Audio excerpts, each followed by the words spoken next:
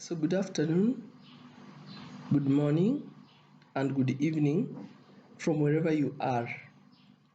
I'm Dr. Wino Elizabeth, and I am taking you through language development as one of the topics that we need to cover in human growth and development, that is PSY 210.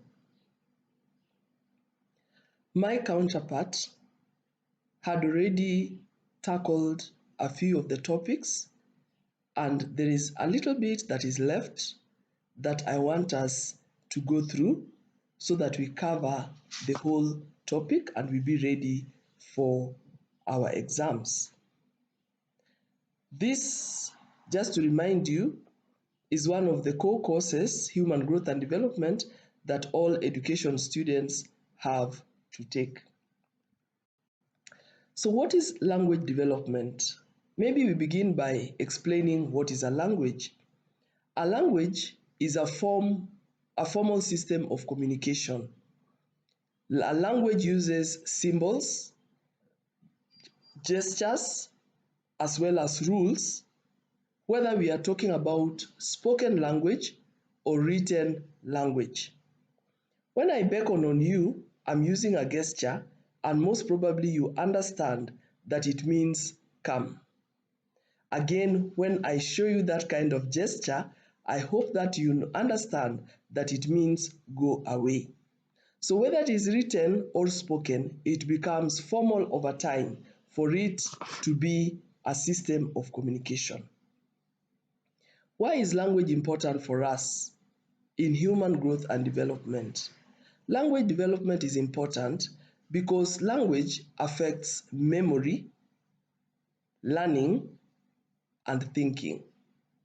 So language affects learning, memory, and thinking. You cannot learn without a language. Your memory is processed within a language, and your thinking also takes place in or within a language. There are two types of language: expressive, as I am doing, using ability to execute a speech like what I am doing, and it can also be comprehensive, where you, wherever you are, you can understand what I am uttering, the speech that I am uttering. So language can either be expressive or comprehensive. Children, in most cases, use non-verbal communication skills to express their feelings. Because they have not yet developed language at an advanced level, they use non-verbal way of communicating to express their feelings of tiredness, their feelings of pain, their feelings of hunger, and even their feelings of joy. Language development begins long before a child is born. Research actually shows that a fetus can identify the speech and sound pattern of a mother's voice long before it is born. By the time a child is 10 months, children can recognize the speech sounds of their native language.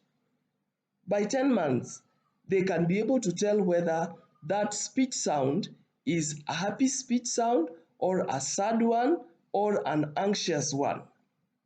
And we are told that by the time a child is 3 years old, she has vocabulary that has 3,000 words. Which are the rules of language? There are 4 rules of language that enables communication to be effective. I'm not going to go deep in them simply because they are better understood by people who have done language. But for our learning, it is also important for us to understand how language evolves over time. The first rule of language is the use of phonemes. Phonemes. Phonemes. A phoneme is the smallest unit of sound. Ch, sh. And we are told that there are between 20 and 60 phonemes depending on a particular language. That is why you realize that there are some languages that do not have some phonemes. The Luo, for example, cannot say SH because that SH, that smallest unit of language, is not part of their native language. The English language, on the other hand, has 44 phonemes, and it is from these 44 phonemes that all the words are generated. So when phonemes are combined, then they form certain letters of the alphabet. So that is phonemes. The second rule of language is morphemes. Morphemes are the smallest units of meaning in a language. Example of a simple morpheme, unit of meaning, is help. When I say help in English language, it has a meaning. When I say go, it has a meaning. When I say come, it has a meaning. That is the smallest unit of meaning in a language. Sometimes we combine morphemes to give us an understanding of a language. Anti-riot, antibiotics, first hand. So this is a way we can combine two morphemes to give us the meaning of a language. There is a consensus, or there is an agreement on how morphemes should be combined. For example, in the English language, you can only say, I am going home. It makes meaning. You cannot combine those four words in any other way. You cannot say, going home I am, or home I am going. You must combine these morphemes in an understandable or acceptable way to make meaning.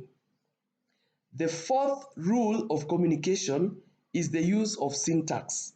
And syntax is just a system of rules by which phonemes are combined. Like I have said, I am going home.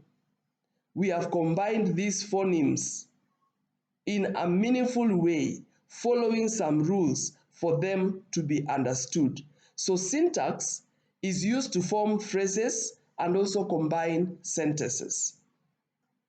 The fourth rule is semantics. The third rule, is semantics, which is the meaning of words in a sentence by its use, the proper word usage. For example, there is mother and woman. There is a time you use mother, there's a time you use woman, and yet they stand for the female gender. There is father and man. There is a time you use father, there's also a time you use man. There is this there, T-H-E-R-E and T-H-E-I-R. They are two words that seem to be similar, but they have different meanings. So the meaning of words in a sentence by its use. And then fourth, we have pragmatics, which is the practical use of language to communicate to others in a variety of situations. For example, when you are telling a story, your tone of voice, the words you use will be different from when you are teaching. So pragmatic is the way we use words in a practical way in order to communicate to others. So I have said basically that language has four rules. When you obey these rules, the phonemes, morphemes, syntax, semantics, and pragmatics, then communication is understood by whoever it is supposed to be communicated to. And that is our first lecture on language development.